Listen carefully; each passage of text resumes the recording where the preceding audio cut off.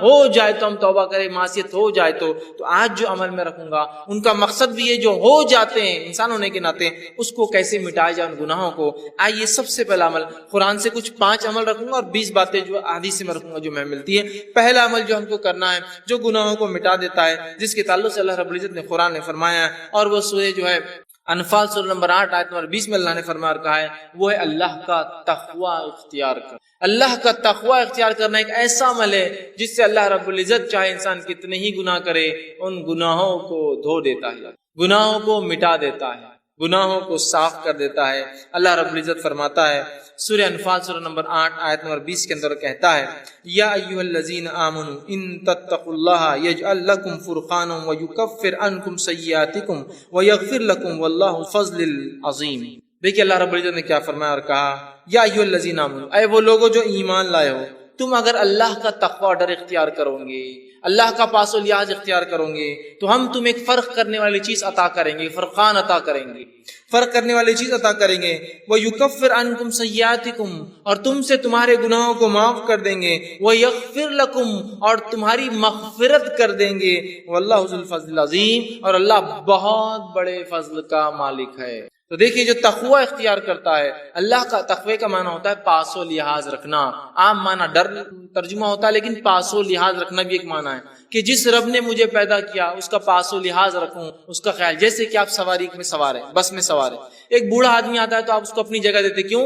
اس کی عمر کا پاس و لحاظ رکھتے ہیں۔ تو اسی طرح اللہ کا تقوی مانے میرے رب نے مجھے پیدا کیا، اس کا میں پاس و لحاظ رکھوں، اور جو وہ کہتا ہے وہ کروں، جس سے روکتا ہے اس سے رکوں۔ تو کہا جو اللہ کا ڈر اختیار کرے گا، ایمان والو تم اگر اللہ کا ڈر اختیار کرو تو میں تمہیں ایک فرقان، فرق کرنے والی چیز عطا کروں گا، اور تمہارے گناہوں کو معاف کر دوں گا، اور جو ہے تمہاری مغفرت کر دوں گا، اور اللہ جو ہے بڑے فضل کا مالک ہے اللہ رب العزت۔ تو اس چیز کو ہمیں سمجھنے کی بے انتہا ضرورت ہے۔ اللہ کے تقوی کی بہت بہت بہت بڑی اہمیت یاد رکھی ہے، جو کہ آج ہم بھول چکے۔ تقوی کے اتنے فائدے ہیں۔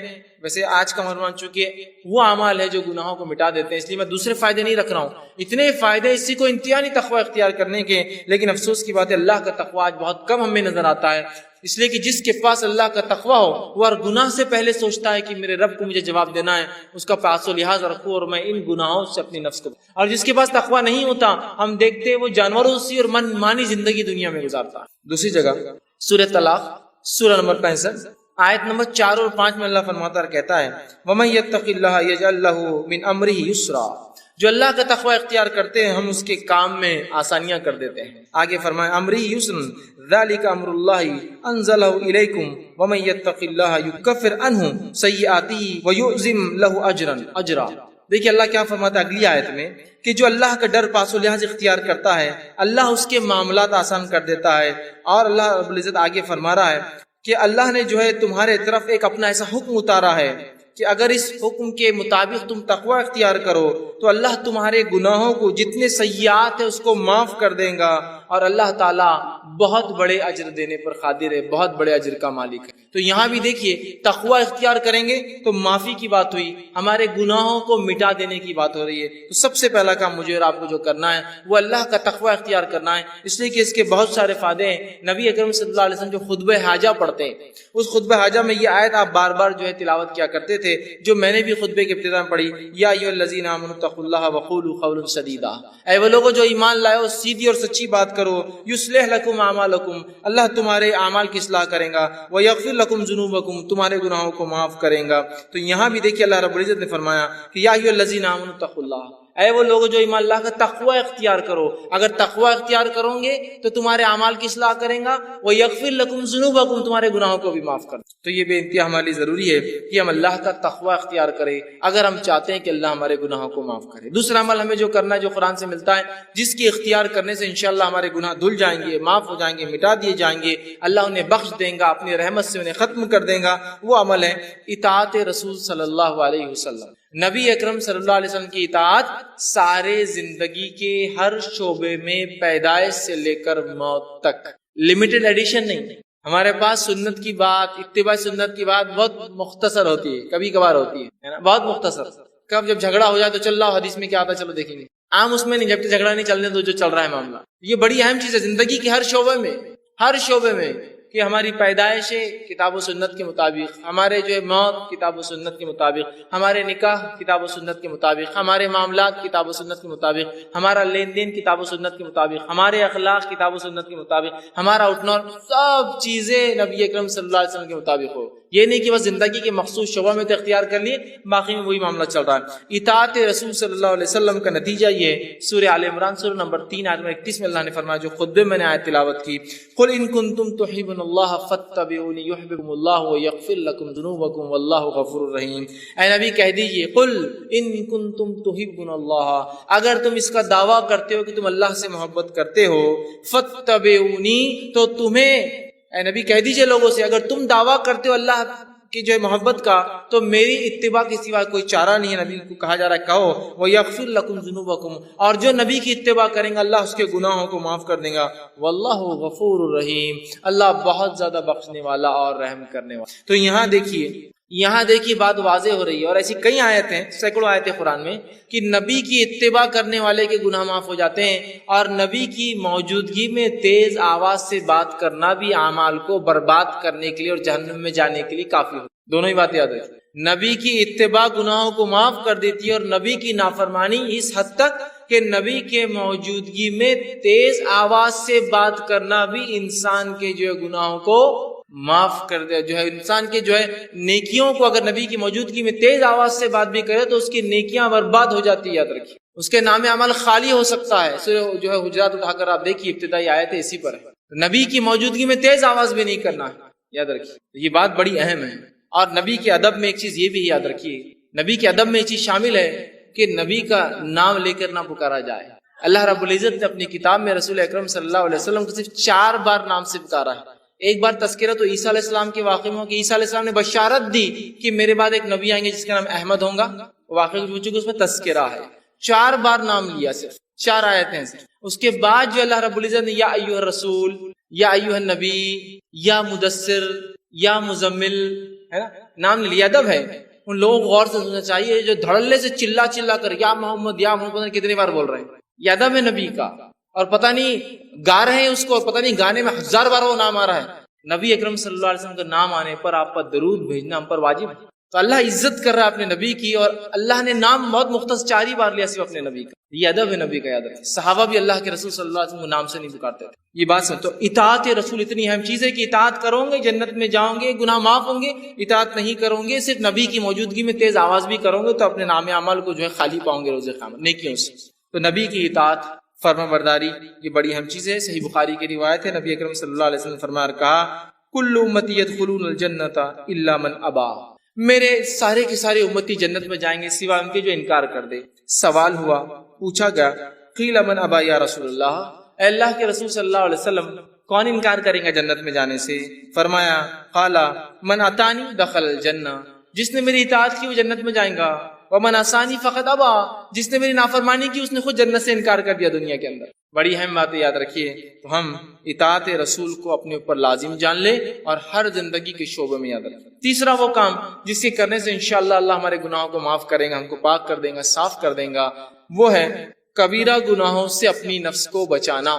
قرآن میں اللہ رب العزت فرماتا ہے سورہ نساء سورہ نمبر 4 آیت نمبر 31 میں، اور کہا، ان تجتنبوا کبائر ما تنہون عنہ نکفر عنکم سیئاتکم وندخلکم مدخلا کریما. کہ اللہ فرماتا ان تجتنبوا کبائر، کہ اگر تم کبیرہ گناہوں سے اگر بچتے رہو جس سے تمہیں روکا گیا ہے، نکفر عنکم سیئاتکم، تو ان کبیرہ گناہوں سے بچنے کی بنیاد پہ ہم تمہارے گناہوں کو دوسرے معاف کر دیں گے. پتہ چلا کہ کبیرہ گناہوں سے بچنا ضروری ہے اگر صغیرہ گناہوں کو ہم معاف کروانا چاہتے ہیں تو. اس لیے کہ کبیرہ گناہ کے لیے تو توبہ لازم ہے، بچنا بھی ضروری ہے تاکہ صغیرہ گناہ معاف ہو. تو کہا اگر تم کبائر سے بچتے رہو تو ہم تمہارے صغائر چھوٹے گناہوں کو، دیگر گناہوں کو، دیگر معاملات کو انشاءاللہ معاف کر دیں گے. تو یہاں کہا کہ اگر تم بچتے رہو کبائر سے جس سے روکا گیا تو ہم معاف کر دیں گے، تم سے ہٹا دیں گے سیئاتکم تمہارے گناہوں کو. فرمایا وندخلکم مدخلا کریما، اور عزت کی جگہ مطلب جنت میں تمہیں ہم داخل کر. تو ہمیں اگر اللہ سے ہم چاہتے ہیں کہ ہمارا صغیرہ گناہ معاف ہو تو کبیرہ گناہوں سے ہمیں اپنے آپ کو بچانا ہے. صحیح مسلم کی روایت ہے، ابو ہریرہ رضی اللہ عنہ حدیث کے راوی فرماتے ہیں، غور سے سنیے. آپ نے فرمایا 5 نمازیں جمعہ سے لے کر جمعہ تک اور رمضان سے لے کر رمضان تک، مطلب ایک نماز سے دوسری نماز، ایک جمعہ سے دوسرا جمعہ، ایک رمضان سے دوسرے رمضان تک آپ فرما رہے ہیں رمضان المبارک تک اپنے درمیانی گناہ جو وقفے میں ہوتے ہیں ان کو معاف کروا دیتے ہیں. ایک نماز سے دوسری نماز کی جو گناہ ہوتا ہے وہ معاف کروا دیتی ہے. ایک جمعہ سے دوسرا جمعہ آدمی جب تک پڑھتا ہے تو وہ جمعہ سے جمعہ تک ایک آنے والا جمعہ پچھلے گناہوں کو معاف کر دیتا ہے، اور ایک رمضان سے اگلے رمضان آنے تک جب انسان اس میں اچھے عمل کرتا ہے تو اللہ اس کے گناہوں کو سال بھر کے، مطلب ڈیلی، ویکلی اور ایئرلی گناہ کیسے معاف ہوتے بتایا جا رہا، نماز سے نماز، جمعہ سے جمعہ، رمضان سے رمضان. تو آپ نے فرمایا گناہ معاف ہو جاتے ہیں، مطلب یہ معاف کروا دیتے ہیں. معاف کرنے والے نہیں، گناہوں کو دور کرنے والے عمل ہے. بس شرط ہے کہ اب یہ تینوں کب ورک کریں گے، کنڈیشن اپلائیڈ. نماز سے نماز کب گناہوں کو معاف کروائیں گی، جمعہ سے جمعہ کب گناہوں کو معاف کروائیں گا، رمضان سے رمضان کب گناہ معاف ہوں گے. آپ نے فرمایا بس شرط ہے کہ، کنڈیشن اپلائیڈ ہے کہ کبیرہ گناہوں سے بچتا رہے. ہوں گے بچنا ضروری، نہیں ہوں گے تو پھر انسان کہاں بچیں گے، بچنا ضروری ہے.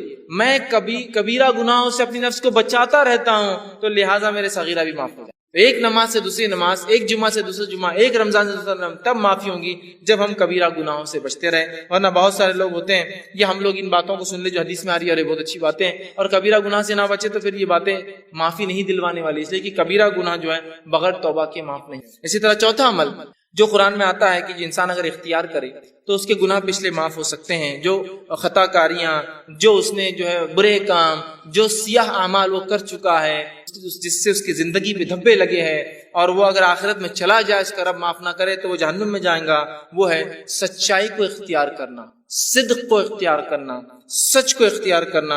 اس لیے کہ اللہ رب العزت نے سچ اختیار کرنے کے فائدے جو بتائے اس میں سے ایک فائدہ یہ ہے کہ گناہ کو معاف کر دیتا ہے.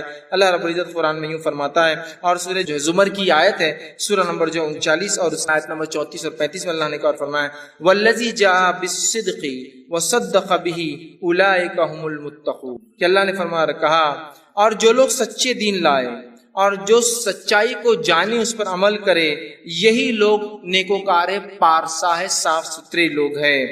لہم ما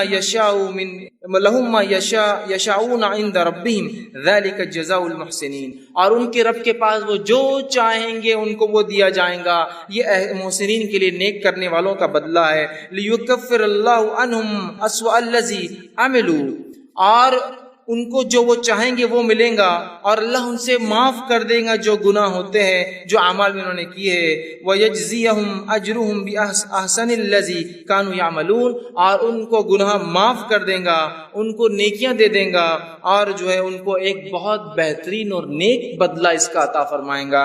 تو یہاں دیکھیے اس آیت میں جو صدق کو، سچائی کو اختیار کرتے ہیں، اور الَّذِي جَاءَ بِالصِّدْقِ، سچ کو اختیار کیا، سچ کے مطابق زندگی گزارا، دین اسلام کو اختیار کیا، دین کے مطابق زندگی گزارا، تو اس کا بدلہ یہ کہ اس کے تمام گناہ اللہ معاف کر دیتا ہے، بخش دیتا ہے. یاد رکھیے سچائی کے بڑے فائدے یاد رکھیے، اور ہم تمام لوگ جو اگر سچائی کو اختیار کرتے ہیں تو انشاءاللہ عزیز ہمارے گناہ معاف ہو جاتے ہیں. صحیح بخاری کی روایت ہے، عبداللہ ابن مسعود رضی اللہ عنہ حدیث کے راوی فرماتے اور کہتے ہیں نبی اکرم صلی اللہ علیہ وسلم فرمایا کہا سچ کو لازم پکڑو، کیونکہ سچ نیکی کی طرف رہنمائی کرتا ہے، اور نیکی جنت کی جانب رہنمائی کرتی ہے. اور آدمی سچ بولتا ہے اور سچ بولتا ہے اور سچ بولتا ہے حتیٰ کہ اس کا نام سچوں میں لکھ دیا جاتا ہے. اور پھر آگے آپ نے فرمایا کہا اور یاد رکھو جھوٹ سے بچو، اس لیے کہ جھوٹ برائی کی طرف لے جاتا ہے اور برائی جہنم کی طرف لے جاتی ہے. انسان جھوٹ بولتا ہے اور جھوٹ بولتا ہے اور جھوٹ بولتا ہے اور اس کا نام کذاب جھوٹوں میں لکھ دیا جاتا ہے. تو ہمارے لیے بے انتہا ضروری ہے ہم سچ کو اختیار کریں، جھوٹ سے بچے، اس لیے کہ اللہ رب العزت جو ہے سچ بولنے والوں کو جو ہے ان کے گناہوں کو جو ہے معاف کر دیتا ہے. پانچواں عمل جو قرآن سے ملتا ہے جس سے کرنے سے ہمارے گناہ معاف ہوتے ہیں وہ عمل ہے جو ہے صدقے کو چھپا کر دینا.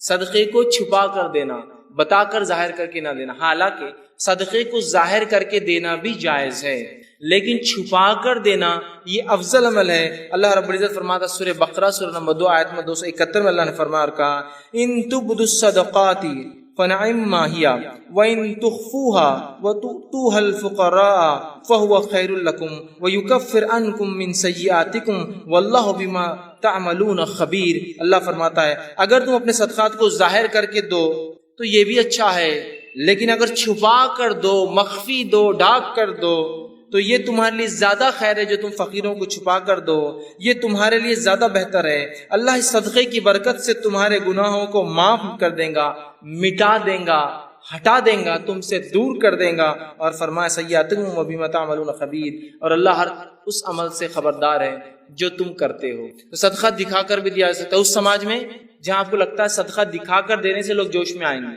اور عمل کریں گے، اور وہاں جہاں دیتے ہیں لوگ اور آپ بہتر سمجھتے چھپا کر دے تو وہاں بند مٹھی دینا افضل ہے، اس لیے کہ صدقہ چھپا کر دینے سے گناہ معاف ہوتے ہیں، گناہ ہٹا دیے جاتے ہیں، اللہ رب العزت نیکی ہمارے نام اعمال میں لکھتا ہے۔ یہ بہت بڑی بات ہے، ہمیں کوشش کرنا چاہیے کہ ہم صدقہ کریں اور چھپا کر کریں، اور اپنے صدقے کو منی والعزا دکھاوا کر کے، جتلا کر، بار بار یاد دلا کر کہ ہم نے تمہیں صدقہ دیا تھا، ہم برباد نہ کریں۔ آئیے چھٹا عمل جو ہم کو ملتا ہے قرآن سے، جس کے کرنے سے ہمارے گناہ معاف ہو سکتے ہیں، اللہ مٹا دیں گا، وہ ہے اللہ سے جو ہے ڈرنا، اور بغیر دیکھے ڈرنا۔ چونکہ ہم نے اللہ کو دیکھا نہیں ہے، اس کے بعد بھی اس کی اگر کوئی شخص خشیت اختیار کرتا ہے، ڈر اختیار کرتا ہے، اللہ گناہ معاف کرتا ہے۔ یہ بات کو اللہ رب العزت سورہ ملک سورہ نمبر 66 آیت نمبر 12 میں فرما کہا، ان الذین یخشون ربهم بالغیب لهم مغفرۃ واجر کبیر۔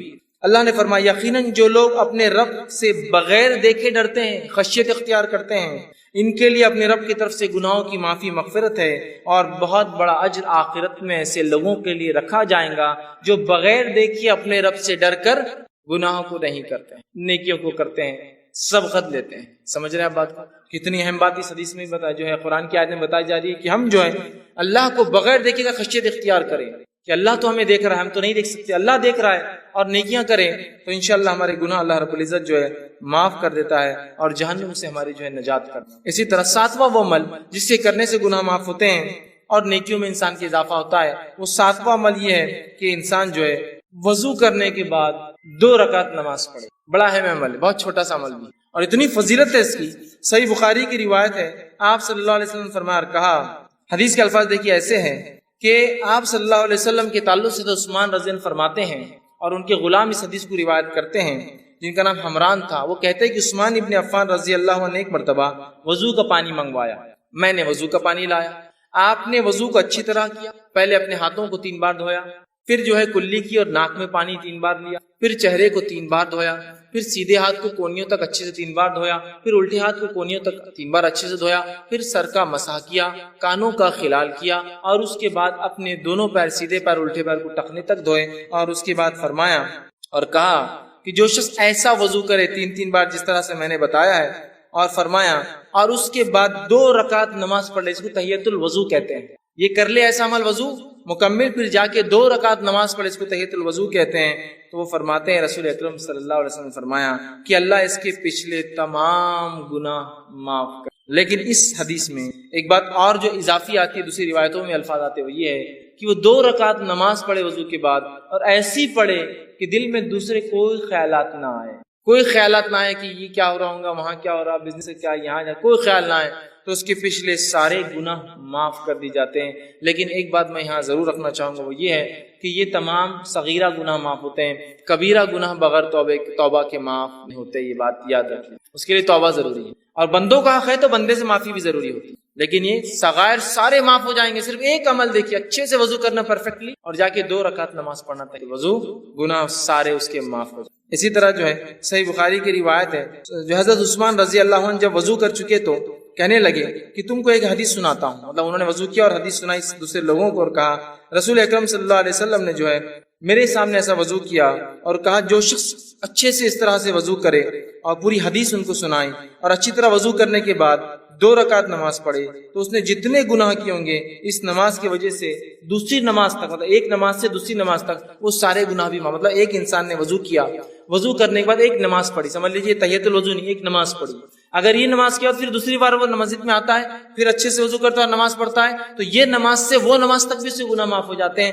اور اوپر والی روایت میں کہا کہ سارے گناہ معاف ہو جاتے ہیں۔ تو دیکھیے کتنی بڑی باتیں بتائی جا رہی ہے صرف وضو کر کے اچھے سے نماز پڑھنے پر۔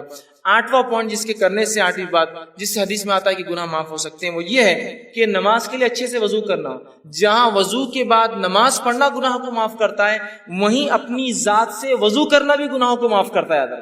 جہاں اچھے سے وضو کر کے نماز پڑھنا ثواب دیتا ہے، وہیں صرف اچھے سے وضو کرنا بھی انسان کے گناہ معاف کر دیتا ہے۔ اس سے ایک بات جو پتہ چل رہی ہے، اور بھی حدیثیں بھی آگے آ رہی ہے جو پتہ چلیں گی، وہ یہ ہے، یہ تمام باتیں اس شخص کے لیے جو مسجد آتا ہے اور نماز پڑھتا ہے۔ نمازی جو نہیں ہے اس کے لیے سارے دروازے بند ہو جاتے ہیں۔ دیکھیے خود دیکھیے، وضو کون کرے گا؟ جو نماز پڑھتا ہے۔ تحیۃ الوضو کون پڑھے گا؟ جو نماز پڑھتا ہے۔ تحیۃ المسجد کون پڑھے گا؟ جو نماز پڑھتا ہے۔ نفل اور موقدہ اور فرض کون پڑھے گا؟ جو نماز پڑھتا ہے نا؟ تو یہ ثواب سارے نمازیوں کے لیے۔ اب جو آدمی نماز نہ پڑھتا ہو تو اندازہ لگائے اس کے گناہ کتنے بڑھ رہے ہیں، اور صاف کرنے کا کوئی راستہ ہی نہیں اس کے۔ تو مسجدوں سے اپنا رشتہ جوڑ لے، ہم یاد رکھیے، تاکہ جانے انجانے میں جو گناہ ہو رہے سب معاف ہوتے جائیں گے ایک کے بعد ایک۔ تو ایک وضو کرا، اچھے سے 2 رکعت پڑھی، سارے گناہ معاف۔ ایک وضو کے بعد نماز پڑھی، اگلے وضو کے بعد نماز پڑھی تو بیچ کے گناہ معاف۔ ساری باتیں تو نمازیوں کے تعلق سے ہی آ رہی ہیں۔ آئیے، وضو خود کرنے سے بھی گناہ معاف ہو جاتے ہیں، اللہ رب العزت گناہوں کو معاف کرتا ہے۔ صحیح مسلم کی روایت ہے، رسول اکرم صلی اللہ علیہ وسلم کے تعلق سے ابو ہریرہ رضی اللہ عنہ فرماتے اور کہتے ہیں، کیا میں تمہاری رہنمائی نہ کروں ایسے کاموں پر جن کی وجہ سے اللہ تعالیٰ تمہارے گناہوں کو مٹا دے؟ اللہ کے رسول نے فرمایا، کیا تمہاری رہنمائی کروں، میں گائیڈنس کروں تمہارا ایسے اعمال کی طرف جن کے کرنے سے اللہ تمہارے گناہوں کو مٹا دے گا اور ان کے درجات بھی بلند کرے گا، تمہارے مقامات بھی بلند کرے گا؟ اور لوگوں نے کہا، اللہ کے رسول صلی اللہ علیہ وسلم کیوں نہیں، آپ ذرا بتائیے۔ تو آپ صلی اللہ علیہ وسلم نے فرمایا اور کہا، وضو کا پورا کرنا جو ہے سختی اور تکلیف میں، وضو کو اچھے سے کرنا کمپلیٹ۔ سختی اور تکلیف سے مراد سردی کے دن ہے، پانی ٹھنڈا ہے، گرمی کے دن ہے، پانی گرم آ رہا ہے، اوپر ٹھنڈا گرم ہو چکا ہے دن بھر میں، ہے نا، ہوتا ہے نا۔ تو سردی اور گرمی میں، چونکہ ہم جس علاقے میں ہوتے ہیں ہم کو گرمی کا وضو نہیں معلوم، سردی کا وضو معلوم، صرف تکلیف دہ ہوتا ہے وہ۔ گرمی کا وضو بھی اگر آپ کو دیکھنا ہے تو آپ کبھی دیکھ سکتے ہیں۔ ایک مرتبہ میرا راجستھان کا سفر ہوا پروگرام کے سلسلے میں، وہاں میں گیا، ایک مقام پہ اترا تو صاحب مجھ سے کہنے لگے، آپ کیا غسل لیں گے؟ تو میں نے کہا ہاں، بہت سفر میں تھکان ہو گئی، بڑا پسینہ، گرمی تھی۔ تو کہا بیٹے یہ برف کی سیل ڈال دو وہ بکیٹ کے اندر جا کر۔ وہ پریشان ہوں گے، برف کی سیل بکیٹ میں کیوں ڈال دوں؟ اور واقعی میں انہوں نے اچھا کیا تھا، برف کی سیل ڈالی تھی بکیٹ میں، ورنہ وہ پانی اتنا گرم تھا کہ آپ ہاتھ بھی نہیں لگا سکتے اس کو، چونکہ گرمی کی وجہ سے وہاں سردی میں جتنا ٹھنڈا ہوتا ہے، گرمی میں پانی اتنے 50 ڈگری 60 ڈگری تک چلا جاتا ہے گرم۔ آپ اسے نہ وضو کر سکتے ہیں نہ اسے نہا سکتے ہیں۔ یہاں آپ نے فرمایا تکلیف اور مشقت میں، چاہے سردی کی وجہ سے ہو چاہے گرمی کی وجہ سے ہو، اچھا وضو کرتا ہے، پرفیکٹ وضو۔ یا ایک معنی یہ بھی ہو سکتا ہے بیمار ہے، بہت مشکل ہوتی ہے کچھ حصوں پہ کرنا، پھر بھی وہ اچھے سے کرتا ہے، رک کر انتظار کر کے۔ یا ایک معنی یہ بھی ہو سکتا ہے معذور ہے، بہت تکلیف ہوتی ہے کہ پھر بھی اچھے سے وضو کرتا ہے اپنے رب کو راضی کرنے کے لیے۔ تو کہا تکلیف میں، حدیث کے الفاظ سے تکلیف ہے، باقی سردی کی ہو سکتی ہے، گرمی کی ہو سکتی ہے، معذوری کی ہو سکتی ہے، بیماری کی ہو سکتی ہے، اور مسجد کی طرف جو ہے اپنے قدم بڑھاتا ہے جاتا ہے۔ تو آپ نے فرمایا کہا قدموں کی جو ہے کثرت ہونا اور ایک نماز کے بعد دوسری نماز کا انتظار کرنا، جو ہے یہ فرمایا کہ جو شخص اچھے سے وضو کرے اور مسجد کی طرف جائے، مطلب کثرت سے مسجد کی طرف جاتا ہے اور ایک نماز سے دوسری نماز کا انتظار کرتا ہے، یہ تینوں لوگوں کے گناہ معاف کر دی جاتے ہیں۔ کون؟ پہلا انسان اچھے سے پرفیکٹ وضو کرنے والا، دوسرا کثرت سے پیدل مسجد جانے والا، اور تیسرا فرمایا ایک نماز کے بعد دوسری نماز کا انتظار کرنے والا۔ ان کے گناہوں کے تعلق سے فرمایا آپ نے یہ گناہ معاف کر دی جاتے ہیں۔ آپ نے صحابہ سے پوچھا کیا بتاؤں؟ صحابہ نے کہا بتائیے۔ آپ نے بتایا یہ گناہ معاف کرنے والے عمل۔ دیکھیے یہ باتیں بھی سب نمازیوں کے لیے، پھر یہ بڑی اہم بات ہے، ہم لوگ بس نماز سے جڑ، مسجدوں سے رشتہ جڑ جائے، بس پھر انشاءاللہ عزیز بہت ساری مغفرتیں تو یہیں آتی رہیں گی، بہت سارے اعمال کی معافی ہوتے رہیں گی۔ اسی طرح جو ہے صحیح مسلم کی ایک بہت لمبی روایت ہے، اس روایت کے آخری الفاظ ایسے ہیں، ایک صحابی تھے جو اللہ کے رسول صلی اللہ علیہ وسلم کے پاس آئے، جن کا نام عمرو بن جو ہے ابسا تھا، اور یہ آ کر ایمان قبول کرتے ہیں، غیر مسلم تھے، ایمان قبول کا، اسلام قبول کرنے کے بعد اللہ کے رسول بہت ساری باتیں کی، بہت لمبی حدیث ہے۔ حدیث کے آخر میں ایک جملہ آتا ہے، انہوں نے پوچھا اور کہا، میں نے عرض کیا اے اللہ کے رسول صلی اللہ علیہ وسلم مجھے وضو کے بارے میں کچھ بتائیے۔ نبی اکرم صلی اللہ علیہ وسلم نے فرمایا، جب تم میں سے کوئی اللہ کا بندہ وضو کا پانی لے کر کلی کرتا ہے اور ناک میں ڈالتا ہے تو اس کے جتنے گناہ منہ سے اور ناک سے ہوئے سارے معاف کر دیے جاتے ہیں۔ تم میں سے کوئی شخص جب وضو کرتا ہے، کلی کرتا ہے، ناک صاف کرتا ہے تو منہ سے ہونے والے اور ناک سے ہونے والے گناہ جو ہے اس کے نتنیوں سے ہونے والے گناہ سب جھڑ جاتے ہیں۔ پھر جب وہ منہ دھوتا ہے جیسے اللہ نے اسے حکم دیا ہے تو چہرے کے سارے گناہ اس کے دھل جاتے ہیں، ٹپک جاتے ہیں، جھڑ جاتے ہیں۔ پھر اپنے ہاتھوں کو جب کونیوں تک دھوتا ہے تو کونیوں تک دھونے سے جو پانی ٹپکتا ہے سارے گناہ ہاتھوں کے جھڑ جاتے ہیں۔ پھر اس کے بعد آپ نے فرمایا कोनियों तक धोता है तो गुनाह इसके हाथों से जो है उंगलियों के पोर के रास्ते से सारे गुनाह झड़ जाते हैं। फिर जब सर का मसा करता है तो सर और बालों से होने वाले तमाम गुनाह जो पानी नितरता है उससे खत्म हो जाते हैं। फिर जब पैर धोता है और उंगलियों का खिलाल करता है तो पैर से होने वाले तमाम गुनाह जो है इसमें ही खत्म हो जाते हैं। तो देखिए, वजू के बाद नमाजी नहीं, खाली वजू करना भी सारे गुनाहों को माफ करता है। तो हम कोशिश करें अपने वजू को हम परफेक्ट करें। आइए इसके आगे बढ़ते हैं। 9वां वो काम जिसे करने से हमारे गुनाह माफ हो जाते हैं वो है सूरतुल फातिहा जब नमाज में पढ़ी जाती है तो उसके बाद आमीन का कहना। नबी अकरम सल्लल्लाहु अलैहि वसल्लम फरमाते, सही बुखारी की रिवायत आपने फरमाया, अबू हुरैरा रज़ी अल्लाह अन्हु हदीस के रावी आपने फरमाया, अल्लाह के रसूल सल्लल्लाहु अलैहि वसल्लम फरमाया, जब इमाम आमीन कहे तो तुम भी आमीन कहो, क्योंकि जिसकी आमीन फरिश्तों की आमीन से मिल जाती है इसके अगले गुनाह बख्श दिए जाएंगे। इब्न शहाब जो रावी रिवायत करते वो कहते हैं कि रसूलुल्लाह सल्लल्लाहु अलैहि वसल्लम भी आमीन कहा करते थे। देखिए हदीस कितनी वाज़ेह है। अबू हुरैरा रज़ी अल्लाह फरमाते हैं, अल्लाह के रसूल सल्लल्लाहु अलैहि वसल्लम ने फरमाया, जब इमाम आमीन कहे तो तुम भी आमीन कहो। इमाम को आमीन कहना चाहिए, इसलिए हदीस करी, इमाम आमीन कहे तो तुम भी आमीन कहो। हदीस बिल्कुल वाज़ेह है, बुखारी की रिवायत। जब इमाम आमीन कहे तो तुम भी आमीन कहो। जब तुम्हारी आमीन और फरिश्ते भी आसमान पे आमीन कहते हैं उसके साथ अगर मिल जाए तो तुम्हारे अगले पूरे गुनाह माफ हो जाएंगे, है ना। दूसरी एक हदीस में आपने फरमाया कहा जो सही मुस्लिम की रिवायत है, अबू हुरैरा रज़ी अल्लाह अन्हु के रावी और कहते हैं, रसूलुल्लाह सल्लल्लाहु अलैहि वसल्लम ने फरमाया, जब कोई तुम में से आमीन कहे तो फरिश्ते आसमान पर आमीन कहते हैं। बस अगर बंदे की और फरिश्तों की आमीन मिल जाए तो इसके अगले गुनाह बख्श दिए जाते हैं, गुनाह माफ कर दिए जाते हैं। कितनी अहम बात है। अब हम में से बहुत सारे लोग आमीन बोलते ही नहीं, तासुब की बुनियाद पर, ला इल्मी की बुनियाद पर, जहालत की बुनियाद। ये तो बात बहरहाल हो सकती है, बहुत से लोग इख्तिलाफ करते हैं आमीन तेज बोला जाए हल्लू बोला जाए, लेकिन जो आयत जो हदीस है बुखारी की वाज़ेह है, जब इमाम आमीन कहे तो तुम भी आमीन कहो। मतलब इमाम को कहना चाहिए, इसी तो अल्लाह के रसूल फरमाया, जब इमाम कहे तो तुम भी कहो। और अल्लाह के रसूल खुद कहते थे, इसलिए सहाबा ने सुना, पीछे कहते थे तभी तो सुना ना। अब कुछ लोग कहते नहीं वो हल्लू से कहना चाहिए। ठीक है, इस बात को भी अगर मैं मान लूं, for the sake of argument बोलते ना, बहस के तक ठीक है, बात मान लें कि हल्लू कहना चाहिए, लेकिन हल्लू हो या तेज हो कहना तो है ना। लेकिन हल्लू है और तेज हो कहना तो है ना। अब देखिए हमारे पास क्या हो रहा है, गैरिल मग़ज़ूबि अलैहिम वलद्दाल्लीन आमीन इन्ना अतैनाकल कौसर फसल्लि। अब इसमें तेज और हल्लू आमीन कहाँ है? चलिए आप कह रहे हैं कि नहीं हल्लू कहना, ठीक है हल्लू बोलेंगे, लेकिन आपने तो रुका ही ना, ऐसी गाड़ी ले गई कि वो स्पीड ब्रेकर से भी सीधा चलेगा। गैरिल मग़ज़ूबि अलैहिम वलद्दाल्लीन, ठीक है आप जोर से नहीं बोलना चाहते, लेकिन बोलना तो है ना, दिल में भी रुकना तो पड़ेगा ना। भाग गए आप दूसरी सूरत की तरफ। इमाम को चाहिए कि वो इमामत के अदब सीखे। नबी अकरम सल्लल्लाहु अलैहि वसल्लम की वाज़ेह हदीस है, इतनी बड़ी फजीलत को आप छोड़ देते इतने आसानी से। जहाँ फजाइल साबित नहीं वहां तो मनमाने फजाइल गढ़े जा रहे हैं कि यहाँ से कुछ लोग गए तो अल्लाह ने पूरे खबर वालों की मगफिरत कर दिया। तुमको कैसे पता चला? रसूलुल्लाह सल्लल्लाहु अलैहि वसल्लम तो चले गए, वही तो बंद हो गई, आज कैसे पता चला कि फला लोग फला जगह से गुजरे तो अल्लाह ने पूरे मुर्दों की वाली मगफिरत कर दी? हाँ, आपको कैसे पता चला? तो जो फजाइल नहीं आप बयान करते रहो, जो मौजूद है कि तुम आमीन कहो जब इमाम आमीन कहे, इसलिए कि अगर तुम्हारी आमीन फरिश्तों की आमीन से मिलती है तो तुम्हारे गुनाह माफ होंगे। ये बात कुछ जरा समझ में नहीं आती है। किसी को डिस्टर्ब हो जाती है नमाज उसकी, और उन्हीं बोला नमाज डिस्टर्ब हो जाती है आमीन कहने से। मेरे भाई, अल्लाह के रसूल सल्लल्लाहु अलैहि वसल्लम का फरमान है, मेरी और आपकी बात नहीं, मेरी और आपकी बात नहीं है, ये रसूल अकरम सल्लल्लाहु अलैहि वसल्लम फरमान और कई रिवायतें हैं। चलिए आप बोलते हल्लू बोलना चाहिए, लेकिन टाइम तो दीजिए हल्लू बोलने के लिए, वलद्दाल्लीन के बाद, तो ताकि वो कहे आमीन। दिल में कहने को भी तो टाइम लगता है ना। इन हाथे शुरू होगा दूसरा ही सीधा। तो बहरहाल एक बहुत अमल फिर अहम हम छोड़ दे रहे इसका।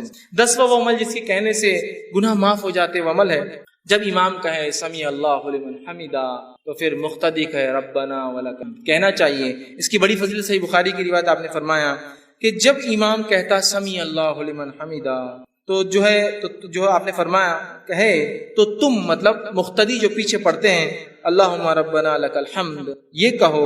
तो अगर ये कहना फरिश्तों के कहने से मिल जाता है, मतलब फरिश्ते भी ये कहते हैं आसमान मिल जाता है, तो आपने फरमाया तुम्हारे अगले सारे गुनाह माफ हो जाते। आमीन पे कहा पिछले सारे गुनाह माफ होते, इस पे कहा अगले सारे गुनाह माफ हो जाते हैं। मतलब आपने सूरह फातिहा पढ़ी, आमीन का गुनाह अगले माफ हो गए, उसके बाद समी अल्लाहु लिमन हमिदा रब्बना लकल हम्द पढ़ा, पिछले गुनाह माफ करा लिया। कितनी अहम फजीलत है ना।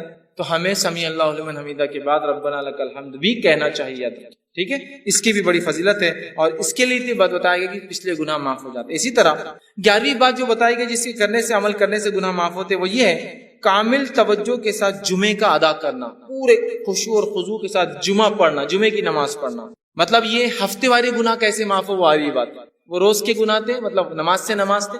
اب ویکلی گناہ کیسے معاف ہو سکتے ہیں ہمارے؟ جمعہ سے جمعہ. آپ نے فرمایا، کہا بخاری کی روایت ہے، سلمان فارسی رضی اللہ عنہ حدیث کے راوی ہے، وہ کہتے ہیں کہ اللہ کے رسول صلی اللہ علیہ وسلم فرمایا، کہا جو آدمی جمعے کے دن غسل کرتا ہے اور اتنا پرفیکٹ جہاں تک ہاتھ جاتا ہے اپنے آپ کو اچھے سے صاف کرتا ہے، اچھے سے دھوتا ہے، پھر فرمایا صفائی کرتا ہے جہاں تک بھی ہاتھ جاتا ہے، پھر اپنے تیل میں سے تیل لگاتا ہے، مطلب اپنے بالوں میں تیل لگاتا ہے، پھر اپنے گھر والوں کی خوشبو میں سے خوشبو لگاتا ہے، مطلب اگر میسر نہ ہو خود کی نہ ہو تو گھر والوں کی خوشبو بھی لگا سکتا ہے، لے کر خوشبو لگاتا ہے، عطر لگاتا ہے. پھر کہتے ہیں پھر نکلے اور مسجد میں آئے اور اگلی صفوں میں بیٹھے، آگے بیٹھے جا کر. اس کے بعد جو ہے دو آدمیوں کو الگ نہ کرے، مطلب پیٹ انگال کے نہ جائے، دو آدمیوں کو الگ نہ کرے، اگلی صف میں جا کے بیٹھے، اور اس کے بعد جتنی نماز اس کے مقدر میں ہوتی نماز کو ادا کرے، مطلب جتنی ہو سکتی نفل پڑھے، سنت و نوافل کا اہتمام کرے. جب امام خطبہ دیتا ہے تو خاموش رہ کر غور سے اس کے خطبے کو سنے کہ وہ کیا کہہ رہا ہے، اور اس کے بعد جمعہ ادا کرے. تو ایسے انسان کے ایک جمعہ سے لے کر دوسرے جمعہ تک تمام گناہ معاف ہو جائے. جمعہ پڑھنا ہے خوشی اور خضوع کے ساتھ، ویکلی گناہ معاف کروا لینا ہے. اچھے سے نہا، جہاں جہاں ہاتھ جا سکتا ہے، تیل لگایا، خوشبو، دیکھیے کوئی بھی ایسی چیز نہیں جو آپ بولے مشکل کام نہیں کرتے، پھر تیل لگایا، خوشبو لگائی، مسجد گئے، اگلی صفوں میں بیٹھے، لوگوں کو انگالا نہیں، مطلب خالی جگہوں میں سے گئے، اس کے بعد دو لوگوں کو الگ نہیں کیا، نزدیک بیٹھے، خود خطیب کو غور سے دیکھا، سنا، جمعہ پڑھی، تو ایک جمعہ سے دوسرے جمعہ اس کے سارے گناہ معاف. کتنی بڑی بات بتائی جائے. اسی طرح جو 12واں عمل جو ہے جس سے گناہ معاف ہوتے ہیں وہ یہ ہے کہ جو ہے نماز گناہوں کو مٹانے والی ہے. نماز خود بذات سا وضو کر کے نماز پڑھنا ہے، وضو کرنا گناہ مٹاتا ہے، نماز بھی گناہوں کو مٹاتی ہے. صحیح مسلم کی روایت ہے، نبی اکرم صلی اللہ علیہ وسلم عبداللہ بن مسعود رضی اللہ عنہ اس حدیث کے راوی، وہ کہتے ہیں اور فرماتے ہیں، ایک آدمی رسول اللہ صلی اللہ علیہ وسلم کے پاس آیا اور عرض کیا، اے اللہ کے رسول صلی اللہ علیہ وسلم، میں نے ایک عورت کے ساتھ زنا چھوڑ کر باقی سب عمل کیا ہے، صرف زنا نہیں کیا. حدیث کے الفاظ دیکھیے، اس نے کہا، یا رسول اللہ صلی اللہ علیہ وسلم، ایک عورت سے میں نے مزہ اٹھایا مدینہ کے کنارے، اور میں نے سوائے جماع کے اس کے ساتھ سب کچھ کیا، زنا چھوڑ کر باقی سب کچھ. آپ میرے بارے میں حکم لگا دیجیے، سزا دے دیجیے، کیا میری سزا ہوتی ہے گناہ کی. ٹھیک. اللہ کے رسول جو ہے صلی اللہ علیہ وسلم کے ساتھ حضرت عمر کھڑے تھے. کہا، حضرت عمر نے کہا، جس گناہ کو تم نے چھپ کر کیا تھا کاہے کو آ کر بتایا لوگوں کے سامنے، توبہ کر لیتے اپنے رب سے خاموشی میں. زنا کی تو سزا ہے، اس کی کوئی حکم نہیں ہے نا، یہ تو گناہ ہے، اس کے لیے توبہ کرنا ہے. تو کہا جو گناہ تم نے چھپ کر کیا تھا اب کاہے لوگوں کے سامنے تم نے آ کر بتایا، چھپا لیتے. ٹھیک ہے. تو وہ شخص وہاں سے چلا گیا. رسول اکرم صلی اللہ علیہ وسلم نے اس کو واپس بلایا، کہا ادھر آؤ. وہ شخص واپس لوٹ کر آیا، اور واپس آنے کے بعد آپ نے کہا، اس شخص کو کہا اور فرمایا اور کہا، چونکہ وہ شخص آیا تھا اور اللہ کے رسول کے ساتھ نماز بھی پڑھی تھی، چونکہ اس کی آگے کی تفصیلی روایت آگے آ رہی ہے، میں انشاءاللہ وہ بھی رکھتا ہوں. تو آپ نے فرمایا، کہا اقم الصلاۃ طرفا النہار وزلفا من اللیل، کہ نماز قائم کرو دن کے وقت اور رات کے حصے میں. ان الحسنات یذہبن السیئات، اس لیے کہ نیکیاں گناہوں کو دور کر دیتی ہے. ذالک ذکر للذاکرین، اور یہ قرآن ایک ذکر ہے ان لوگوں کے لیے جو نصیحت حاصل کرتے ہیں، ذکر کرنے والے ہیں. تو یہاں دیکھیے کہ ان الحسنات یذہبن السیئات، نیکیاں جو ہے گناہوں کو مٹا دیتی ہے. چونکہ اس شخص نے نماز پڑھی تھی، آپ نے اشارہ کر دیا نماز پڑھو، مطلب اب تم رب سے اگر معافی مانگنا چاہتے ہو اپنے گناہوں کی تو کثرت سے نماز پڑھو.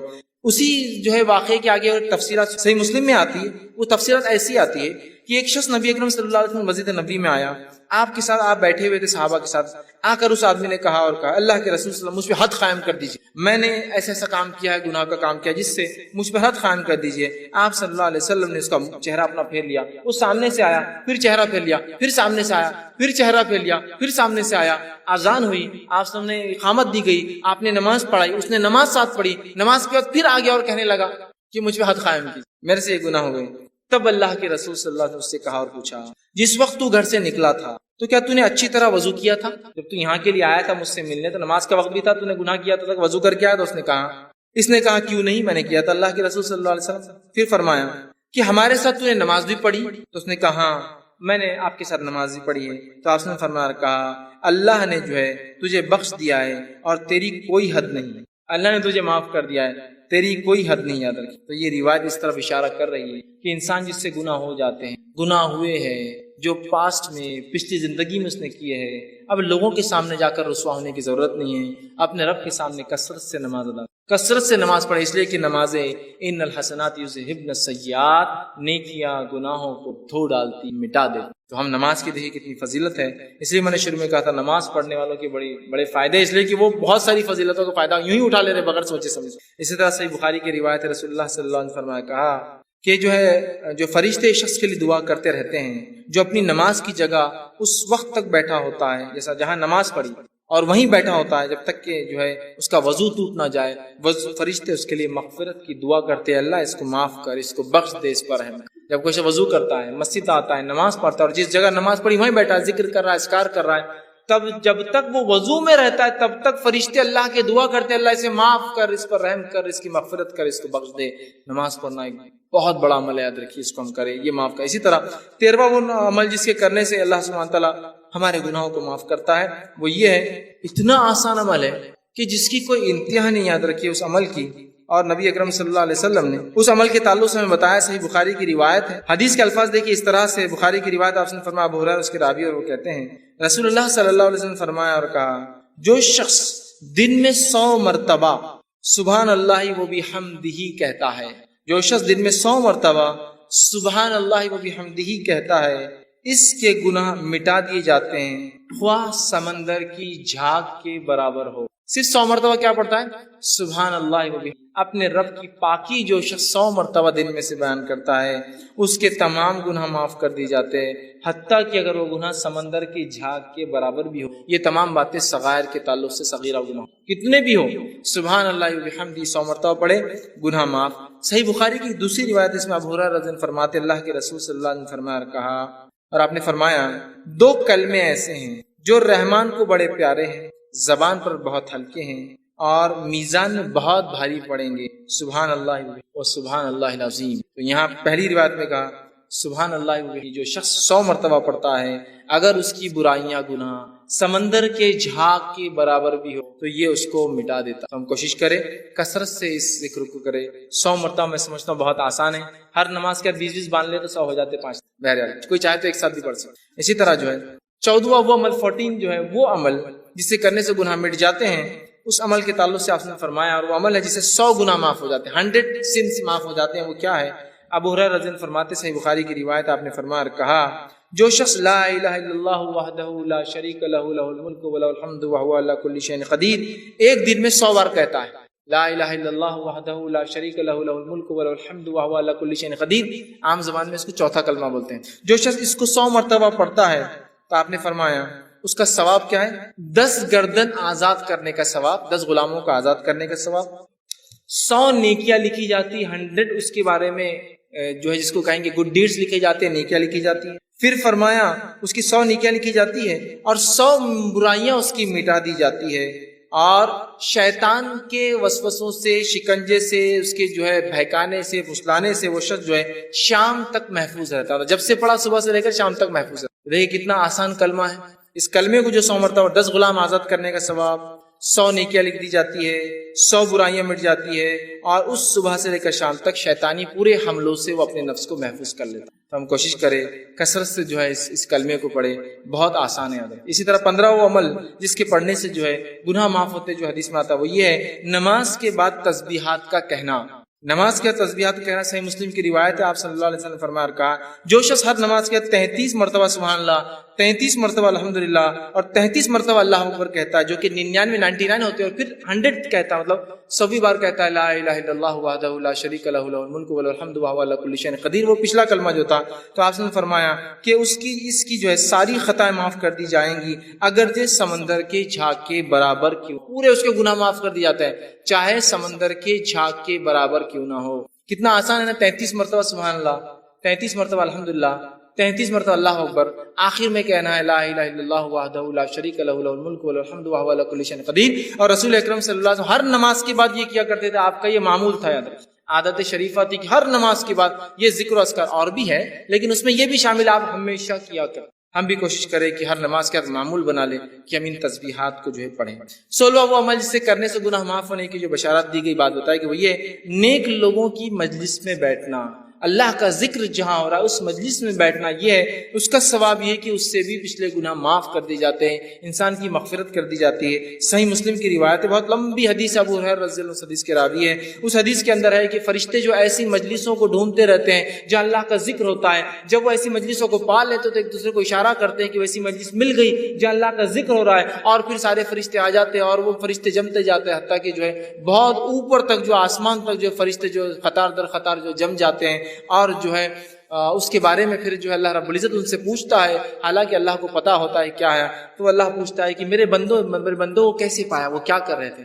تو کہا اللہ وہ جو ہے تجھ سے جنت کا سوال کر رہے تھے، اور کیا کس چیز سے پناہ مانگ رہے تھے؟ اے اللہ وہ تیرے بندے جو جمع تھے وہ جہنم سے پناہ مانگ رہے تھے۔ تو اللہ رب العزت فرشتوں کو گواہ بنا کر کہتا ہے، اے فرشتوں تم اس چیز پہ گواہ رہنا کہ میں نے ان بندوں کو جو ہے بخش دیا ہے، ان کو جو ہے معاف کر۔ تو فرشتے کہتے ہیں اللہ اس مجلس میں ایک شخص ایسا تھا جو اپنے کام کے لیے آیا تھا اور آ کر بس آیا تھا یوں ہی بیٹھ گیا، تو اللہ رب العزت فرماتا ہے کہ بندو میں نے اس کو بھی معاف کر دیا، اس لیے کہ ایسی مجلس میں بیٹھنے والا بے نصیب نہیں ہو سکتا، بد نصیب نہیں ہو سکتا۔ مطلب ان مجلسوں کے فضائل لے کے جو اللہ کا ذکر ہوتا ہے، اور ہمارا معاملہ ہے کہ جو اللہ کا ذکر ہوتا ہے وہ مجلس سے بہت ہم کو کاٹا آتا ہم کو اس بیٹھنے سے بہت مشکل ہوتی ہے، ارے اب جاؤ بیٹھو۔ ہاں باقی دوسری مجلسوں میں تو بلا کر میسج کر کے گاڑی میں بٹھا کر اپنے طرف سے پیسہ خرچ کر لے جایا جاتا ہے، نہیں اللہ کے دین کی بات جہاں ہو رہی ہے نہیں وہ نہیں ہو رہا ہے، اور دین کی بات بھی سننے میں مزہ اور بد مزہ والا معاملہ چلتا ہے۔ جمعے کا خطبہ سننے میں بہت مزہ آ گیا، آج بہت مزہ آ گیا، یہ کیسا مزہ آتا ہے میرے کو سمجھ میں نہیں آتا۔ دین کی بات سیکھنا ہے مزہ، اور بہت مزہ آ گیا آج، ارے وہ وہاں مزہ نہیں آتا، وہ مقرر ہے کرے بہت مزہ آتا، ارے انہوں نے مزہ نہیں آتا۔ دین کی بات سیکھنا، اس مجلس کے فضائل تو سنیے، یہ نہیں کہا کہ وہاں بہت اچھا مقرر ہے، بہت مزے والی باتیں کر رہا ہے، تم کو ساری مجلس کا تذکرہ جو اللہ کا ذکر ہو رہا ہے، چھوٹی ہو سکتی بڑی ہو سکتی۔ تو اللہ پوچھتا ہے، فرشتے ڈھونڈتے رہتے ایسی مجلسوں کو، جب پا لیتے دوسروں کو بلاتے جمع ہو جاتے آسمان تک، اللہ کو حالانکہ سب پتا ہے پھر بھی اللہ پوچھتا ہے کیا کہاں پایا، کیا کر رہے تھے، کیا مانگ رہے؟ تو کہا اللہ جنت کا سوال کرتے ہیں، کس چیز سے بچنا چاہتے تھے؟ اللہ تجھ سے جہنم سے جو ہے بچنا چاہتے ہیں۔ اللہ کہتا ہے فرشتوں گواہ رہنا میں نے معاف کر دیا۔ فرشتے کہتے ہیں اس مجلس میں ایسا انسان تھا جو یوں ہی آ کر بیٹھا تھا۔ اللہ نے کہا، اللہ سبحانہ تعالیٰ فرماتا ہے یہ مجلس ایسی نہیں ہے جس میں بیٹھنے والا جو ہے بد نصیب ہو، مطلب وہ بھی اس کا فائدہ اٹھا لیتا ہے۔ اندازہ لگائیے اللہ کے ذکر کا کتنا بڑا فائدہ ہے۔ ہم کوشش کریں ایسے مجلسوں میں جائے اور اس کا اہتمام کرے کہ اللہ کا ذکر ہو، ورنہ ہمارے پاس جو مجلسیں ہوتی ہے دنیاوی بات، فالتو باتیں، اور پتہ نہیں کیا کیا مجلس سجتی، مجھے بہرحال بتانے کی ضرورت نہیں۔ کوئی حرام کاریوں کی مجلس سے سجا رہا ہے، کوئی برائیوں کی مجلس سے سجا رہا ہے، لوگوں کو دعوت دی جاتی ہے، اور جب دینی مجلسوں کا بات آتا ہے لوگوں کے آنکھ پہ کانٹے کھڑے ہو جاتے ہیں، اس لیے کہ وہاں بہت مشکل ہوتا ہے، وہاں مشکل ہوتا ہے، بہرحال اس کو سمجھ نہیں۔ اسی طرح 17واں وہ بات، وہ گناہ، وہ عمل جس سے کرنے سے گناہ معاف ہوتے ہیں، وہ یہ ہے کہ گناہ کی بات فوراً اللہ کی طرف رجوع ہونا۔ گناہ ہوا اللہ کی طرف رجوع ہو جائے کہ اللہ مجھ سے یہ گناہ ہوا، اور توبہ کرنا فوراً یہ گناہوں کو معاف کر دیتا ہے۔ ابو ہریرہ رضی اللہ عنہ حدیث کے راوی، بخاری کی حدیث ہے، آپ صلی اللہ علیہ وسلم نے فرمایا کہا، حدیث کچھ اس طرح سے ہے کہ نبی اکرم صلی اللہ علیہ وسلم سے جو ہے آپ نے فرمایا کہا، ایک بندہ ہے جو گناہ کرتا ہے اور گناہ کرنے کے بعد عرض کرتا ہے اللہ مجھ سے گناہ مجھے معاف کر دے۔ اللہ تعالیٰ کہتا ہے فرشتوں سے، اے فرشتوں میرا ایک بندہ ہے جسے معلوم اس کا ایک رب ہے، اور وہ اس کو معاف بھی کر سکتا ہے اور اس کو سزا بھی دے سکتا ہے جو ہے، اور جو ہے میں نے اس کو جو ہے معاف کر دیا۔ پھر وہ بندہ دوسرا جو ہے ایک اور بار پھر خطا کرتا ہے، پھر وہ کہتا ہے اللہ مجھے معاف کر۔ اللہ کہتا ہے فرشتوں میرا ایک بندہ ہے جسے پتا ہے اس کا ایک رب ہے جو معاف بھی کرتا ہے اور گرفت بھی کر سکتا ہے، اور میں نے اس کو جو ہے معاف کر دیا۔ پھر وہ خطا کرتا ہے، پھر کہتا ہے اللہ مجھ سے گناہ ہوا۔ اللہ کہتا ہے فرشتوں میرا ایک بندہ ہے جو جانتا ہے اس کا ایک رب ہے جو معاف بھی کرتا ہے لیکن پکڑ بھی کرتا ہے، اگر وہ جانتا ہے کہ دونوں ہو سکتا ہے، تم گواہ رہنا اس نے مجھ سے 3 بار معافی مانگی اور میں نے اس کو جو بخش دیا اور اس کو معاف کر۔ گناہ ہوتے ہی فوراً معافی مانگنا، لیکن میں نے شروعات میں بات واضح کر دی تھی، اس کا ہرگز معنی یہ نہیں کہ آپ گناہ کریں اس لیے کہ اب بتایا جا رہا ہے اتنے جلدی معاف ہو جاتے ہیں۔ جیسے بہت سارے لوگ ہوتے ہیں، لوگوں کو خوب تکلیفیں پہنچاتے ہیں، خوب اذیتیں دیتے ہیں، اور اس کے بعد کہاں چلے گئے وہ صاحب؟ حج کو چلے گئے، حج کو چلے گئے۔ ایک صاحب مجھے بتانے لگے کہ میں ایک صاحب کے پاس گیا، وہ ایک سنستھا سوسائٹی چلاتے تھے، میں نے ان کو پیسہ دیا جاب کے لیے، وہ مجھے 5-6 سال ٹھگا دیا، کچھ جاب واب نہیں ملی۔ اس کے بعد میں ایک بار گیا اور کہا اب تو پیسے دے دو، اللہ تم کو معاف نہیں کرے گا۔ تو بولے میری معافی پہلے ہو گئی۔ تو صاحب نے کہا ایسے کیسے؟ میں نے حج کر کے آ گیا نا۔ بولے تو جتوں کا پہلے لیا تھا حج کر کے آ گیا تو پورا کلیئر کر دیا، بولے پرانا اب میرے پہ نہیں رہا۔ تو اندازہ لگے گویا حج کو ہم نے ایک طریقہ بنایا گناہ کرنے کا، گناہ ہو جائے تو نیکیاں کرنے سے مٹ جاتے ہیں، لیکن اس کا ہرگز مطلب نہیں گناہ کرو اس لیے کہ نیکیاں پھر کرو تاکہ مٹا دو۔ میں جا کے آ گیا حج کو، مفتی صاحب نے بول دیا کہ وہ پچھلا سب ختم ہو گیا، بندوں کا بھی ختم ہو گیا اور اللہ کا بھی ختم ہو گیا سب۔ اندازہ لگائی تو بہرحال تو اس حدیث کے اندر دیکھیے وہ بندے سے خطا ہوئی، اس نے معافی مانگی، پھر خطا ہوئی، پھر معافی مانگی، پھر خطا ہوئی، پھر معافی مانگی، تو اللہ رب العزت جو ہے اس کی مغفرت کر دی۔ اور اس کے آپ نے حدیث سے فرمایا، حدیث کے الفاظ دیکھیے اس طرح سے، ایک مالک ہے جو گناہ بخشتا ہے اور جو ہے گناہ پر سزا بھی دیتا ہے، میں نے اپنے بندے کو 3 بار بخش دیا ہے، اب وہ جو ہے جیسے چاہے اعمال کرے، تو میں نے اس کی جو ہے مغفرت کر چکا ہوں، میں نے اس کی مغفرت کر دی، معاف کر دیا۔ اس سے پتہ چلا جیسے ہی ہم سے گناہ فوراً کیا کرنا چاہیے؟ اللہ سے گناہ کی معافی مانگنا چاہیے۔ یہ نہیں کہ گناہ ہو تو انتظار کرے، گناہ کرتے ہی معافی مانگ لے انسان، لیکن ہم جب گناہ کرتے ہیں تو جان کے کرتے گناہ ہے اور اس لیے معافی نہیں مانگتے کہ اگلی بار کرنا ہے، ابھی ختم تھوڑی ہوا، نہیں ابھی تو شروعات یہی، ابھی 1-2-4 سال ایسے ہی چلے گا، اس کے بعد دیکھا جائے گا۔ تو گویا نیت بھی نہیں وہ معافی مانگنے کی، گناہ ہوا کہ وہ شخص معافی مانگ رہا ہے، اللہ بس خطا ہوگی مجھ سے، احساس ہے اس کو کہ میں غلط کام کر رہا ہوں، یا احساس ہے لیکن توبہ نہیں، کیوں؟ ابھی کنٹینیو کرنا ہے نا اس چیز کو۔ اور توبہ کی شرائط میں سے ایک شرط یہ بھی کہ اس کو عمل کو آئندہ نہ دہرائے، یہ نہیں کہ بس توبہ کر لی اور پھر وہ عمل جاری ہے، پھر وہ عمل جاری ہے، وہ شخص ایک غلطی کر رہا ہے توبہ کر رہا ہے، دوسری غلطی ہو رہی توبہ کر رہا ہے، تیسری غلطی ہو رہی توبہ کر رہا ہے رب سے فوراً۔ یہ طریقہ یاد رکھیں، تو ہمیں بھی چاہیے غلطی ہو فوراً توبہ کرنا۔ 18واں وہ عمل جو ملتا ہے جس سے کرنے سے انسان کے گناہ معاف ہوتے، وہ یہ ہے لوگوں سے جو ہے تکلیف کو دور کرنا، لوگوں سے تکلیف کو دور کرنا۔ صحیح مسلم کی روایت ہے، آپ صلی اللہ علیہ وسلم فرمایا، کہا ابو ہریرہ رضی اللہ عنہ حدیث کے راوی، حدیث کے الفاظ اس طرح سے آپ نے فرمایا، جو ایک شخص جو ہے راستے میں جا رہا تھا، اس نے راہ میں کانٹوں والی ایک شاخ دیکھی، کانٹوں والی ایک شاخ، جھاڑ کی جو ہوتی ہے کانٹوں والی ایک شاخ دیکھی تو اسے راستے سے ہٹا دیا، اللہ تعالیٰ نے اس نیکی کی جو ہے اس کی قدردانی کے بدلے اس کو بخش دیا، اس کی مغفرت کر دی۔ کس کے بدلے میں؟ راستے سے ایک کانٹے دار شاخ ہٹانے کی وجہ سے ایک انسان کی اللہ نے کیا کی؟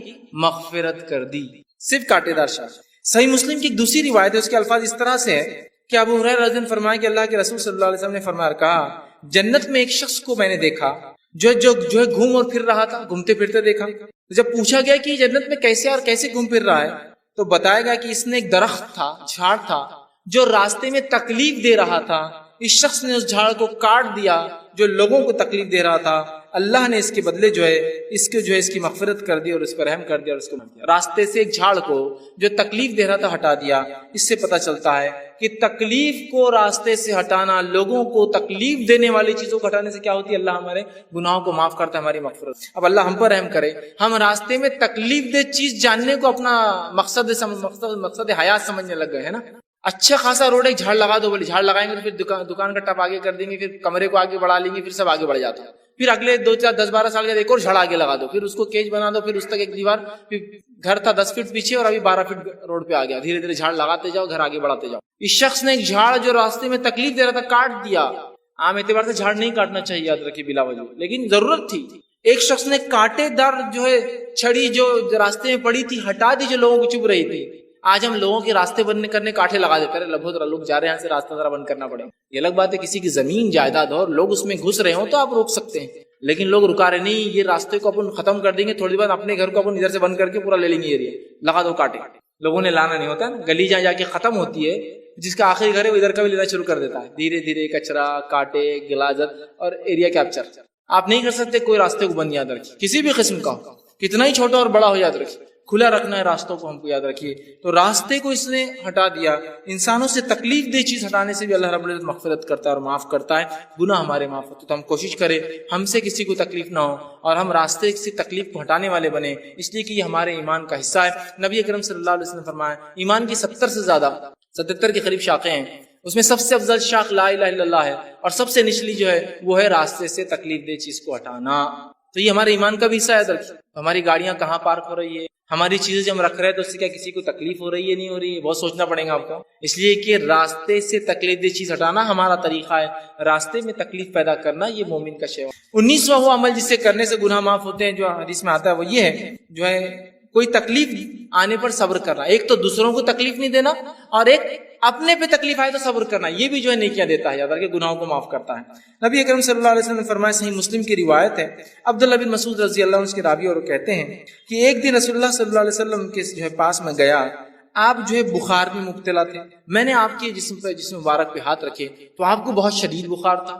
آپ صلی اللہ علیہ وسلم کے تعلق سے میں نے سوال کیا کہ اللہ کے رسول آپ کو تو بہت زیادہ بخار ہے، تو آپ صلی اللہ علیہ وسلم نے فرمایا مجھے 2 آدمیوں کے برابر بخار آتا ہے، مطلب اتنا بخار آپ کو آتا تھا جتنا 2 آدمیوں کا آتا ہے، مجھے 2 آدمیوں کے برابر بخار آتا ہے، ٹھیک ہے۔ تو عبداللہ ابن مسعود رضی اللہ عنہ فرماتے تو آپ کو اجر بھی دوہرا ہوگا، تو کہا مجھے اجر بھی اس کی وجہ سے دوہرا ملتا ہے۔ پھر فرمایا کہ کوئی ایسا مسلمان نہیں جس کو تکلیف پہنچے، بیماری ہو، کوئی تکلیف ہو، مگر اللہ تعالیٰ اس کے بدلے میں اس کے گناہ معاف کر دیتا ہے، جیسے ایک سوکھے درخت سے اس کے پتے جھڑ جاتے ویسے اس کے گناہ جھڑ جاتے ہیں۔ دوسرے ایک حدیث کے اندر الفاظ اس طرح سے مسلم کی روایت ہے، جابر بن عبداللہ رضی اللہ عنہ بیان کرتے ہیں کہ اللہ کے رسول صلی اللہ علیہ وسلم جو ہے مسیب جو رضی اللہ عنہ ایک صحابیہ تھے، ٹھیک، ان کے یہاں گئے، ان کو بخار آیا ہوا تھا، تو انہوں نے بخار کو برا بلا کہا، بخار کو. تو اللہ کے رسول صلی اللہ علیہ وسلم نے فرمایا کہا کہ بخار کو برا بلا مت کہو، یہ تو ابن آدم کے گناہ مٹا دیتا ہے اور آدم کے بیٹے کی خطاؤں کو یوں دور کر دیتا ہے جیسا بھٹی سے میل کچل نکل جاتا ہے نا، ویسے ہی جب انسان بخار میں ہوتا ہے تو اس کے سنس، اس کے گناہ، اس کے بیڈ ڈیڈز اس طرح دھل کے نکل جاتے ہیں، جیسے جو ہے میل کچل جو ہے لوہے سے گرم کرتے ہیں تپاتے ہیں تو نکل جاتا ہے، اس طرح سے. تو بخار آنا، تکلیف ہونا، بیماری آنا، اس سے بھی مومن کو جو ہے نیکیاں ملتی ہے اور اس کے گناہ جو ہے معاف ہوتے ہیں. یاد رکھیے اس بات کو بھی ہم سمجھیں، اور جب ہمیں کوئی تکلیف آئے اس تکلیف پہ ہم جو ہے صبر کرنے کی کوشش کریں. اس تعلق سے بہت ساری باتیں بہرحال صبر کے تعلق سے آپ پہلے بھی سن چکے. 20واں وہ عمل جسے کرنے سے گناہ معاف ہوتے ہیں روایتوں میں آتا ہے، وہ یہ ہے کہ اللہ تعالیٰ کی رضا کے لیے حج یا عمرہ کرنا. اللہ تعالیٰ کی رضا کے لیے حج یا عمرہ کرنا. صحیح مسلم کی روایت ہے، آپ صلی اللہ علیہ وسلم فرماتے ہیں، ابو ہریرہ رضی اللہ عنہ حدیث کے راوی، انہوں نے کہا کہ اللہ کے رسول صلی اللہ علیہ وسلم نے فرمایا، جو کوئی اس گھر مطلب بیت اللہ میں آیا، نہ اس میں شہوت رانی کی، نہ شہوت رانی کی باتیں، نہ اس میں کوئی ایسا عمل کیا جو حج کو خراب کرتا ہے، اور نہ ہی جو ہے شہوت رانی کی باتیں کی، نہ گناہ کیا، تو حج کے بعد یہ ایسا پلٹتا ہے اپنے گھر جیسے اس کی ماں کے پیٹ سے ابھی اس نے جنم لیا. اور ظاہر سی بات ہے، انسان جب ماں کی پیٹ سے پیدا ہوتا ہے تو وہ سن لیس ہوتا ہے، بغیر گناہوں کے ہوتا ہے. تو اللہ تعالیٰ کی رضا کے لیے حج اور عمرہ کرنے سے کیا ہوتا ہے، اس کے سارے گناہ انسان کے معاف ہو جاتے ہیں، لیکن یہ خالص اللہ تعالیٰ کے لیے کیا گیا حج اور عمرہ. اور ایک روایت میں الفاظ صحیح مسلم کی اس طرح سے ہے، جس کے ابو ہریرہ رضی اللہ عنہ راوی وہ فرماتے ہیں، اللہ کے رسول صلی اللہ علیہ وسلم نے فرمایا، ایک عمرہ دوسرے عمرے تک کے درمیان کے تمام لرزشوں کا کفارہ بن جاتا ہے. ایک عمرے سے دوسرا عمرہ جب انسان کرتا ہے تو بیچ کے تمام گناہوں کی لرزشوں کا یہ کفارہ بن جاتا ہے. تو حج اور عمرہ اللہ کے لیے ہم خالص کریں، یہ گناہوں کے مٹانے کا سبب بنتا ہے. اللہ ہم پر رحم کرے. ہم نے اپنی عبادتوں کو دکھاوا اور ریا کا ایک ذریعہ بنا دیا. حج بھی کرتے ہیں تو اس لیے کرتے ہیں کہ اب سب نے گھر میں کر لیا تو سب ہم کو بول رہے تم نے نہیں کیے، کہ تم نے نہیں، چلو میں بھی چل جاتا ہوں. اندازہ لگائیے، حج اس لیے کر رہے ہیں کہ اتنی دعوتیں کھا لی ہے لوگوں کی کہ اب شرم آ رہی ہے، تو لہٰذا اب اپنے بھی ضروری حج کو جانا چاہیے تاکہ کوئی آ کے ہمارے گھر بھی. اندازہ لگائے اس حد تک ہو رہا ہے. تو حج کو ہم دکھاوے کے لیے نہیں، خالص اللہ کے لیے کریں، سارے پچھلے گناہ معاف. دیکھیے پہلے نماز کے تذکرہ آیا، اب حج کا آ رہا ہے. فرائض سب سے اہم چیز ہے، یاد رکھیے اس کو ادا کرنا، یہ سب سے بڑی چیز ہے، اور یہ گناہوں کے معاف کرنے سب سے بہترین ذریعہ، اللہ سے نزدیکی کے سب سے بہترین. فرائض کے بعد نفل کرنے سے اللہ اور خوش ہوتا ہے. خالی نفل کچھ کام کے نہیں جب تک فرائض نہ. بہت سے لوگ ہوتے ہیں فرائض چھوڑ دیتے نفل میں لگے ہیں، فرائض کے بعد نفل اللہ قبول کرتا ہے، یاد رکھیے. اسی طرح 21واں عمل جسے کرنے سے گناہ معاف ہوتے ہیں، وہی یوم عرفہ اور عاشوری کے دن کا روزہ رکھنا. یوم عرفہ اور عاشوری کے دن کا روزہ رکھنا، 9 ذی الحجہ کا اور 10 محرم کا روزہ رکھنا، یہ بھی گناہوں کو معاف کرتا ہے. صحیح مسلم کی روایت ہے، آپ صلی اللہ علیہ وسلم نے فرمایا اور کہا، عرفے کے دن کا روزے کے بارے میں پوچھا گیا تو آپ نے فرمایا اور کہا کہ یہ جو ہے 1 سال گزرے ہوئے اور 1 سال آنے والے گناہ کا مطلب 2 سال کے گناہوں کا کفارہ ہے. اور پھر فرمایا کہ جو 10 محرم کا جو عاشورے کا روزہ ہے وہ 1 سال کے گزرے ہوئے گناہ کا کفارہ ہے. مطلب عرفے کا ایک روزہ 2 سال کے گناہوں کا کفارہ، اور عاشورہ کے 2 روزے ہوتے ہیں، ایک 9 کا یا 10 کا آپ رکھ سکتے ہیں، وہ 1 سال کے گناہوں کا کفارہ. تو کتنا اہم عمل ہے، لیکن اس کو بھی ہم بآسانی چھوڑ دیتے ہیں. آئیں گا عاشورہ دیکھا جائیں گا، سنت تو ہے نا، اتنا کوئی ضروری عمل نہیں، اس لیے کہ فرض تو باقی ہم پورے کر رہے ہیں.